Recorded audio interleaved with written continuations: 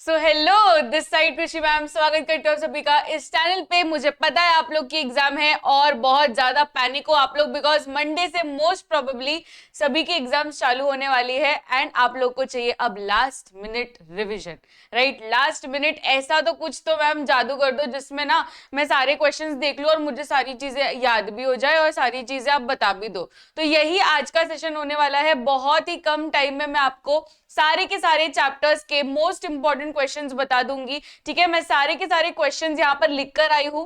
Properly मैंने go through किया है, हर एक चीज टेक्स्ट बुक से देखी कि अच्छा ये टॉपिक इंपॉर्टेंट है तो उसमें से क्या क्वेश्चन आ सकता है। तो मैंने यहाँ पर सिर्फ इंपॉर्टेंट टॉपिक्स नहीं निकाले हैं, इंपॉर्टेंट क्वेश्चंस के साथ में मैं आप लोग को इस वीडियो में बताने वाली हूँ। तो जल्दी से वीडियो को लाइक कर दीजिए, बिकॉज आज का टारगेट है हमारा 500 कमेंट्स। ठीक है, 500 कमेंट्स करने हैं और आप लोग को 2000 लाइक्स कर देने हैं। तो जल्दी से जल्दी पहले तो आप लोग लाइक कर दीजिए और वीडियो को 1.5x पे लगा दीजिए so that you can save your time. तो एमवी सैट के बारे में मैं बता देती हूँ। तो एमवी सैट का जो एग्जाम होने वाला है that is 4th and 5th October.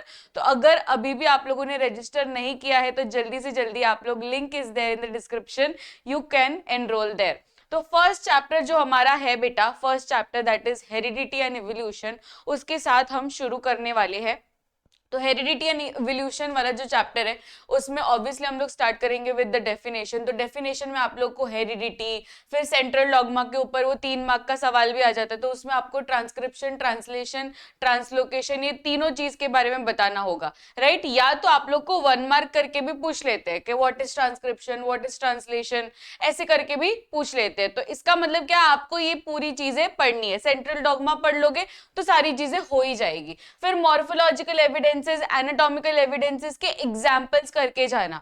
Okay, इसमें दूसरा कुछ पढ़ने जैसा है नहीं, खाली एग्जांपल्स ही है।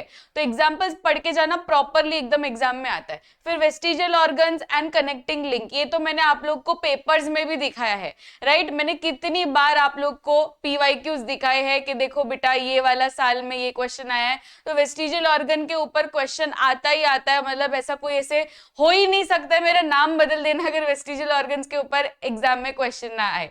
ओके, तो इसमें 1 मार्क का क्वेश्चन आ जाता है। फिर आप लोगों को पूछेंगे एग्जांपल्स ऑफ वेस्टिजियल ऑर्गन्स, तो वो आप लोग आसानी से लिख सकते हो।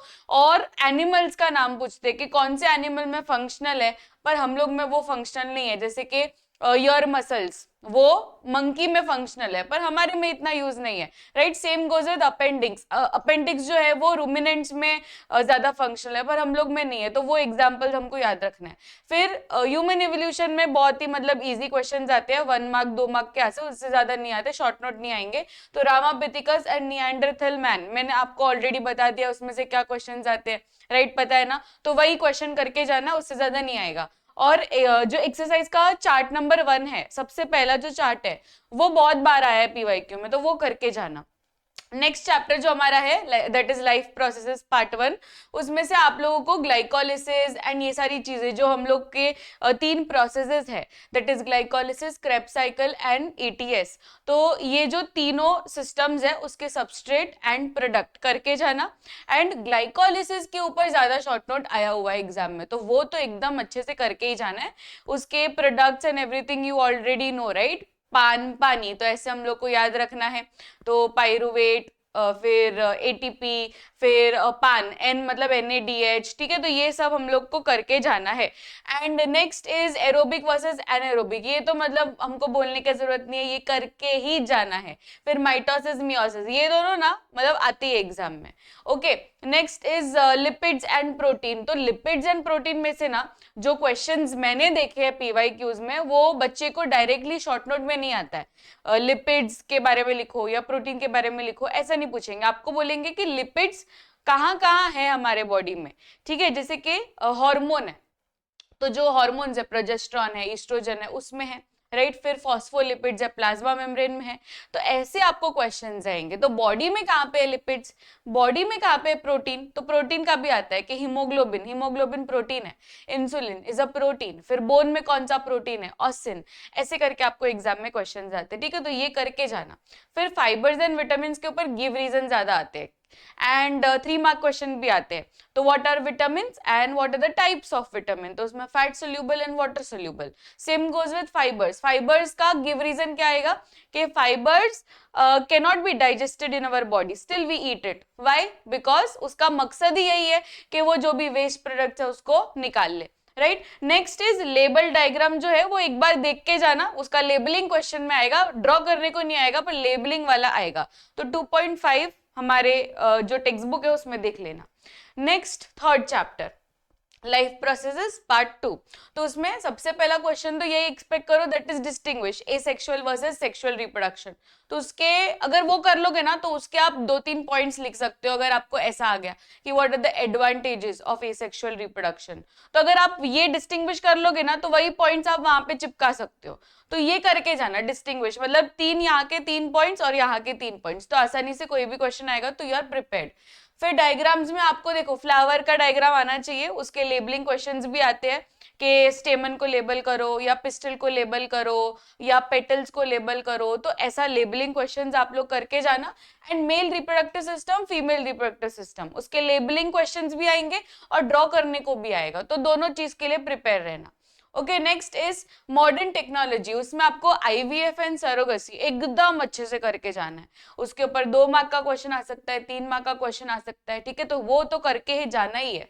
फिर शॉर्ट नोट में आपको मेंस्ट्रुअल साइकिल पूछते हैं एग्जाम में, मेंस्ट्रुअल साइकिल कितने दिन का रहता है, कौन से फेजेस रहते हैं, तो ये मतलब बहुत ही सिंपल क्वेश्चंस रहते हैं। डबल फर्टिलाइजेशन के ऊपर आएगा कि डबल फर्टिलाइजेशन है तो कौन से 2 इवेंट्स होते हैं, तो उसमें एक तो मेल गैमेट है वो फीमेल गैमेट के साथ फ्यूज करके जाइगोट बनाता है, दैट इज एम्ब्रियो बनाता है, फिर दूसरा वाला एंडोस्पर्म बनाता है, राइट। तो ये हमको ऐसा आना चाहिए।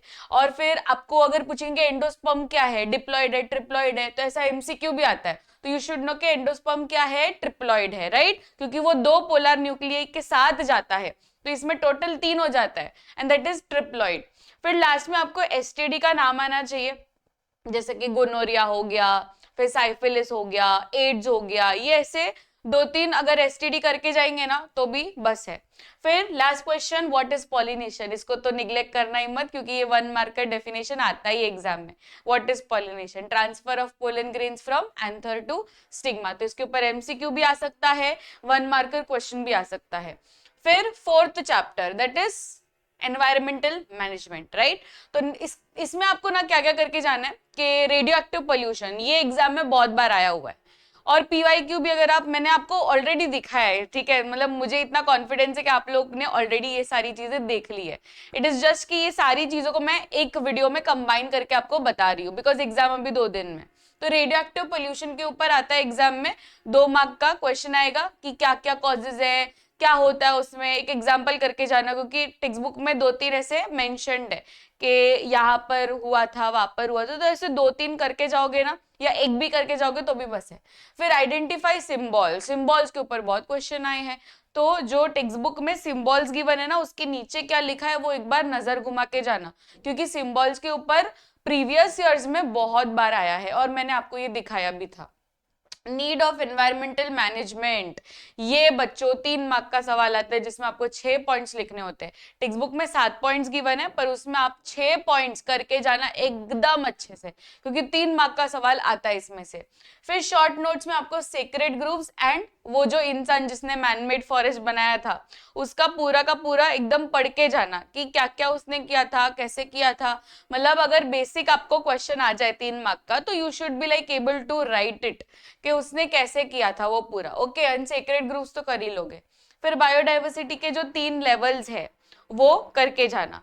नेक्स्ट इज आईयूसीएन का फुल फॉर्म, ये जो एग्जाम में क्वेश्चन आया हुआ है ये एमसीक्यू के फॉर्म में आया था कि व्हाट इज आईयूसीएन का फुल फॉर्म, तो ये करके जाना। एंड आईयूसीएन के जो रेड लिस्ट रहता है वो रेड लिस्ट में पिंक पेजेस क्या डिनोट करते हैं और ग्रीन पेजेस क्या डिनोट करते हैं, ये एमसीक्यू आया हुआ है पीवाईक्यू में, तो ये करके जाना। And then 3 endangered heritage places of India, तो ये भी हम लोगों ने लेक्चर में किया था, 3 एंडेंजर्ड हेरिटेज प्लेस जो है, और वो हेरिटेज प्लेस कौन से एनिमल को ज्यादा प्रेफर करता है, मतलब रहता है ना हर एक का एक स्पेसिफिक एनिमल है जिसका देखभाल वो करता है, तो वो तीनों का आप स्पेसिफिक एनिमल कौन सा है वो भी याद रखना, क्योंकि ये आया हुआ है, मतलब अब भी रिसेंट 2-3 साल पहले ही आया हुआ है, आसाम का पूछा था, तो वो करके जाना। Next chapter, this is the 5th chapter. तो इसमें आपको एनर्जी ट्रांसफॉर्मेशंस के ऊपर क्वेश्चंस आएंगे। जो भी एनर्जी ट्रांसफॉर्मेशंस है टेक्स्ट बुक में गिवन, वो सारे के सारे एक बार पढ़ लेना। फिर डायग्राम जो नेचुरल गैस वाला पावर प्लांट वाला है, बहुत इंपॉर्टेंट, ठीक है। उस पे लेबलिंग क्वेश्चंस या पूरा का पूरा बनाने को भी आएगा, तो वो तो एकदम अच्छे से करके जाना, प्रॉपर उसका प्रैक्टिस करके जाना। Nuclear energy based power plant के ऊपर शॉर्ट नोट आता है एग्जाम में 3 मार्क का, या कभी कभी 2 मार्क का भी पूछ लेंगे, पर ये पूरा करके जाना अच्छे से, ठीक है। ये 3 मार्क का ज्यादा प्रेफरेंस है।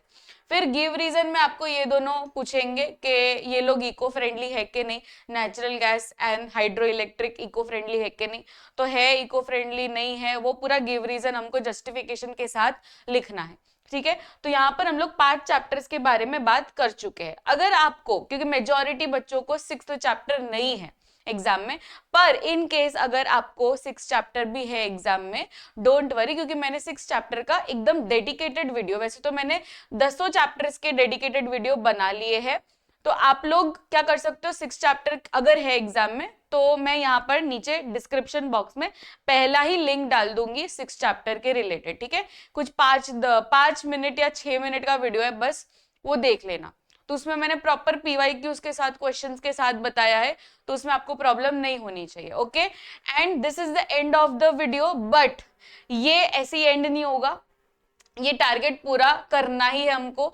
2000 लाइक्स एंड 300 कमेंट्स। यस, मुझे पता है मैंने 500 कमेंट्स बोला है, पर 300 कमेंट्स तो मतलब बेर मिनिमम है। उससे कम मिला ना तो नेक्स्ट टाइम तो मुझे इच्छा ही नहीं होगी आप लोग के लिए वीडियो बनाने की, okay. So this side Krishi ma'am signing off, मिलते हैं नेक्स्ट वीडियो में। Till then keep smiling, take care, bye everyone.